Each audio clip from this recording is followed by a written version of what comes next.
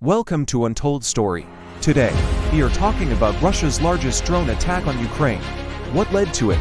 On September 7, 2025, Russia unleashed the largest aerial assault of the war, sending over 800 Iranian-made Shahed drones, supported by waves of cruise and ballistic missiles, into Ukrainian airspace. While most of these were intercepted, Ukraine reported destroying around 747 drones. The overwhelming number meant that some broke through.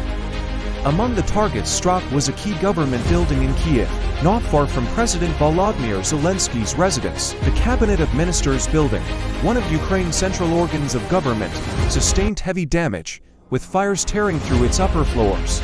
This marked the first time since 2022 that Russia managed to directly hit such a symbolic seat of Ukrainian governance. What led to the attack? 1.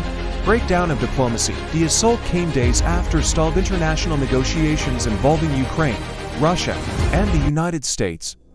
Recent peace efforts had failed to deliver tangible progress, and Russia appeared determined to escalate militarily in order to weaken Kiev's leverage at the negotiating table.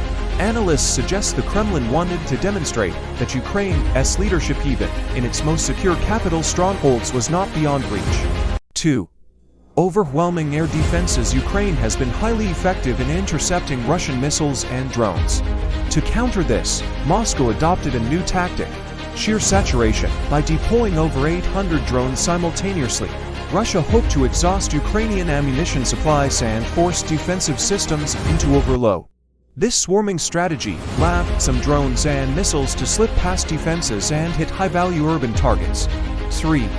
Pressure on the West. Striking Kiev's government center also had a psychological and political dimension. By targeting the cabinet building near Zelensky's residence, Russia aimed to undermine Ukrainian morale, show its own citizens a display of strength after recent battlefield stalemates, pressure Western allies, particularly the US and EU, to rethink their support for Ukraine by raising the risks of escalation. Ukraine, in turn, used the attack to intensify its calls for advanced air defense systems and long-range strike capabilities from Western partners. 4. A new phase of escalation. Up to this point, Russia had mostly targeted energy grids, transport hubs, and residential areas to cripple infrastructure and terrorize civilians. Directly striking a government headquarters near the presidential compound signals a strategic shift.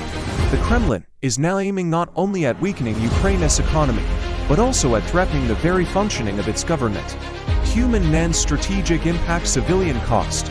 The attack killed several people, including a mother and her infant, and injured dozens more across Kiev. Residential neighborhoods were also hit by falling drone debris. Symbolic loss. The Cabinet of Ministers fire was broadcast across international media, symbolizing that no building in Kiev is entirely safe. Ukrainian response. Ukraine retaliated with strikes deep into Russian territory, targeting oil facilities and industrial sites, signaling that escalation would not be one-sided. Global repercussions. The attack came as Western powers debated new rounds of military and financial aid for Ukraine, effectively raising the stakes for international involvement. Russia's massive drone and missile strike on Kiev's government center was not just another attack, it was a calculated escalation, driven by stalled diplomacy, the need to overwhelm Ukraine's defenses, and the desire to apply pressure on both Kiev and its allies. Moscow showcased its capacity to strike at the heart of Ukraine's governance. But the attack also backfired strategically. Instead of breaking Ukraine's will, it highlighted Kiev's resilience and further solidified international calls to bolster Ukraine's air defenses and retaliatory capabilities. Thanks for watching, and don't forget to like and subscribe to our channel for more Untold stories.